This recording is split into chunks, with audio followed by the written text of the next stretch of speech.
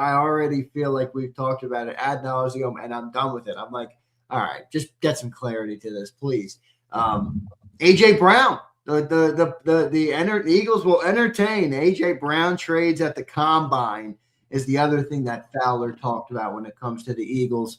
Nothing new here. We're not breaking any news. This is something that's been talked about all year, basically. Your reaction to Fowler saying that about AJ and the combines? Yeah, well, again, we mentioned when that came out on Super Bowl Sunday, and you had the report, well, the Eagles haven't talked about trading A.J. Brown. I said, yeah, pump the brakes. Nobody's talking about trading anybody at this time. That's not how it works um, on the calendar, the NFL calendar. That'll start in Indianapolis. Um, and what Jeremy, I believe, was talking about, the perception around the league is that the Eagles are going to trade A.J. Brown, which has been the perception for quite a long while. That's where all the Diana reporting comes from that people hate, but is true. Um, the rest of the league believes that the Eagles are going to move on from A.J. Brown, the vast majority. Obviously, there's always different. Now, the Eagles, I'm pretty confident that they're going to try to talk him into playing one more season. But I do think here's the complication, and I mentioned this, I think, when BLG was on Wednesday.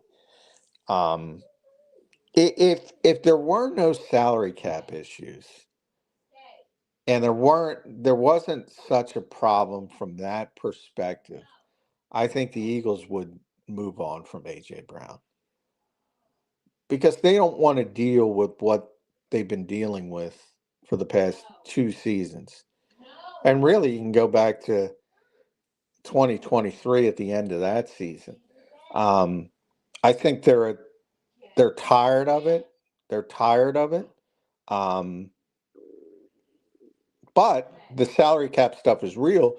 And if you trade AJ Brown, there's significant repercussions to that. Either if you post June 1st it or not, you're going to lose significant cap space this year if you don't post June 1st it. And you can't do some of the other things you probably want to do. So that's the reason they're trying to work it out. So, but the foundation of it all is I think they want to move on, but it's just not the best time to move on. And the rest of the league thinks, oh, they're moving on. So that's where we are, and that's where we have been with AJ Brown.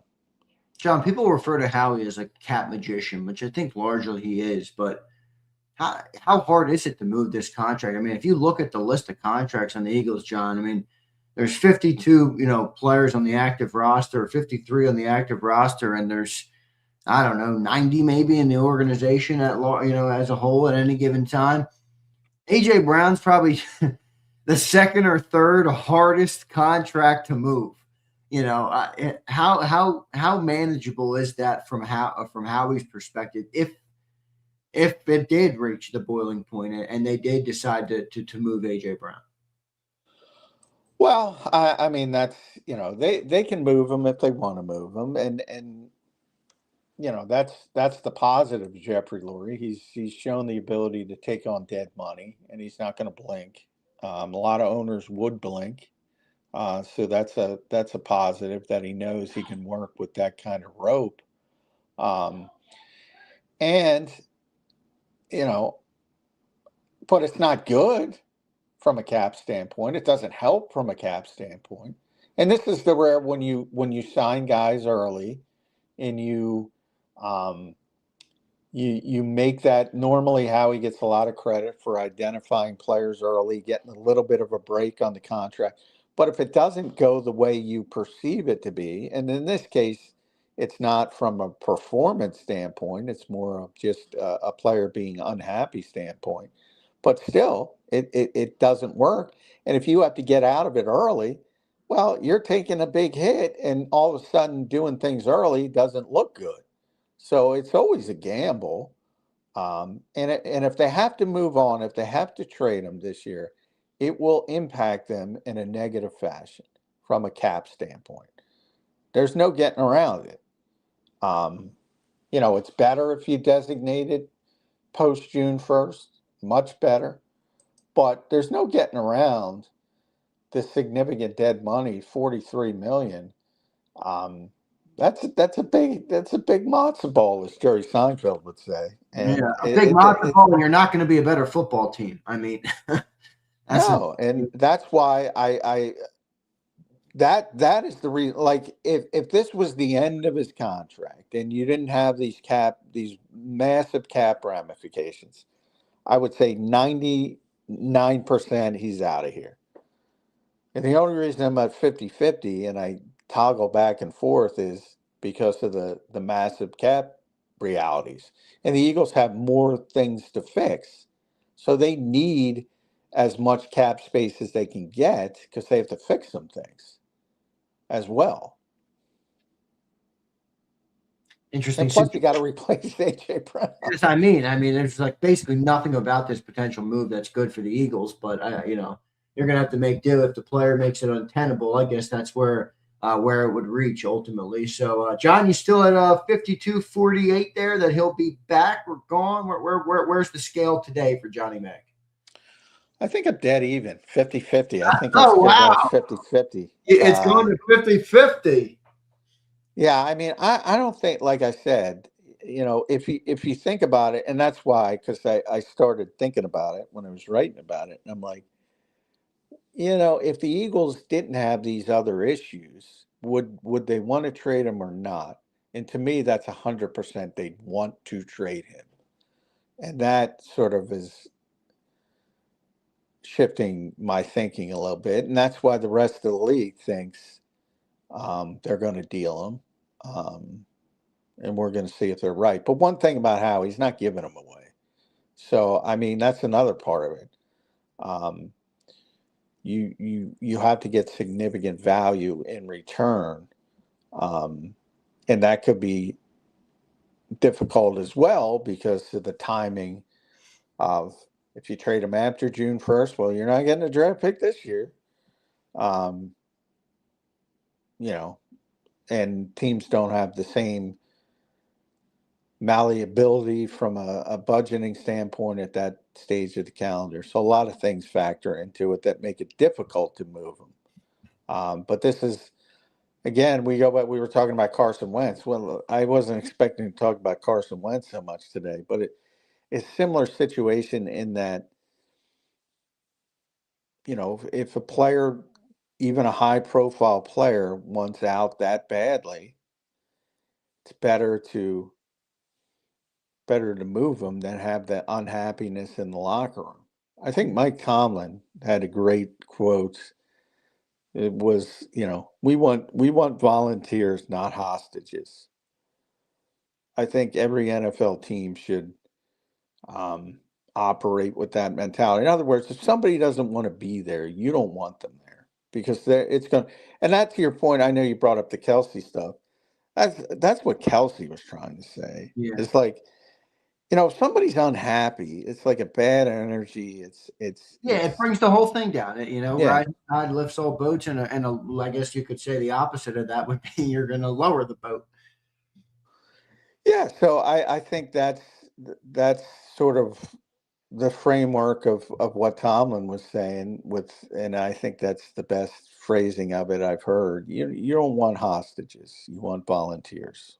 It's a good way to look at it, John. This might be an extreme circumstance, but I'm bringing it up for a reason, and you tell me how unrealistic or unrealistic it is. I think there's definitely a world where the Eagles don't get back what they want for AJ, and they'll try and hold them because they got to deal with the cap hit. They got to deal with the dead cap. They got to deal with not being as good of a football team. They got to deal with trying to replace them. There's a lot of shit that comes with that. Is there a world where the Eagles try and keep AJ because they don't get what they want or whatever, and AJ would sit out or create a whole charade at the start of the season? Is that, in your eyes, is that possible? You have seen that in the past with certain players who maybe want a new contract or whatever. I don't think that's possible with AJ. I never saw it like that, but do you think that could be something we're talking about later in the offseason here, or maybe closer to training camp, if the Eagles don't want to move him Could you see something like that happening? Yeah, I don't think so. You don't see it very much at all in the modern NFL because they changed the CBA and you get significant fines. And back in the old days, you'd get significant fines and then you'd waive them. And they say, all right, these coming in, and you waive them all. You're not allowed to waive them anymore. Right. They actually bargain that in. So that's the reason why you don't see nearly as many holdouts. Now, there's a couple, you can soft hold out, you can hold in. There's more hold ins Right. where guys show up and Yeah. they don't practice and they, claim my ankle hurts or whatever. There's a lot of that. Not a lot, but some. Um, but yeah, the old school holdout, there's no real advantage to it um, from the player standpoint. Uh, I can't imagine it getting to the point like, the thing about AJ, which also to what Kelsey said, he's so well liked. Everybody likes him um, in the building. Like it's not, oh, this guy's a pain in the ass. This guy's, it's weird. It's almost weird um, that you could create that much controversy and still be so universally well liked. Um, so I don't see that being of all the things that could happen. I think that would be the least likely. Yeah, me too. Me too. Just wanted to bring it up in case it did reach that point, and we have some thoughts on it here on the record. I want to thank everybody for being here. A good first 50 minutes of the show. John, it's holding strong the phone connection right now for those just checking in. John had I get the text at about 7. I don't know what you texted me, 7:40. Zander, the Xfinity has collapsed. It is no longer with us for the day. I'll be joining you by phone this morning. So we appreciate you for doing it, Johnny Mac, and it's holding strong right now. I want to thank everybody for being here. Hit the like button. Drop your comments down below. Any super chats will go to the top.